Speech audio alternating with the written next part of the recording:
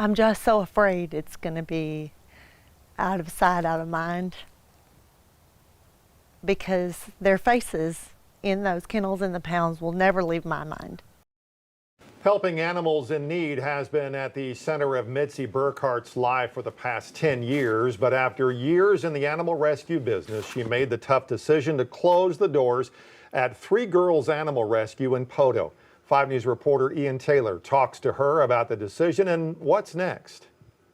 Along Highway 59, just north of Poteau, Three Girls Animal Rescue has been at the forefront of animal rescues in and around LaFleur County. The rescue rang in 2013 by going to local pounds and pulling dogs set to be euthanized.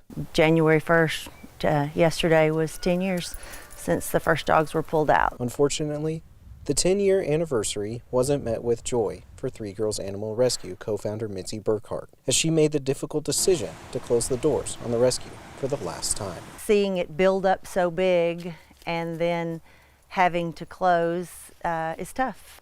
But most of all, concerned about what's going to happen to them now. Burkhart says a lack of long-term shelters and a willingness to adopt in southern states led to Three Girls Animal Rescue and others to transport cats and dogs to northern states like Colorado, Illinois, and Minnesota, even as far east as Connecticut. But now, these shelters can't take any more animals, forcing Burkhart to close. Those receiving shelters are slower to adopt out now because so many animals have been transported up into their areas now that they don't have that need anymore. Over the past 10 years, the rescue has helped save more than 9,000 cats and dogs. Burkhart says the closure won't just leave a hole in the community, but will also silence a voice for the voiceless. Well, that's the part that's heartbreaking because they don't really have much hope now. Would having more long-term shelters help the problem? Burkhart doesn't believe so. It's really about the overpopulation and the need for spay and neuter. Everything else is a Band-Aid.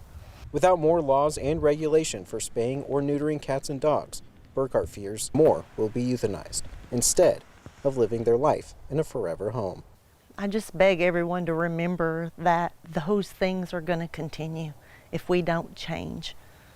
We have to change. In Poteau, covering news where you live, Ian Taylor, 5 News. Burkhart says there is a new organization fostering dogs in the Poteau area, but their reach is very limited. With the closure of the Three Girls Animal Rescue, other groups could soon be overrun with animals.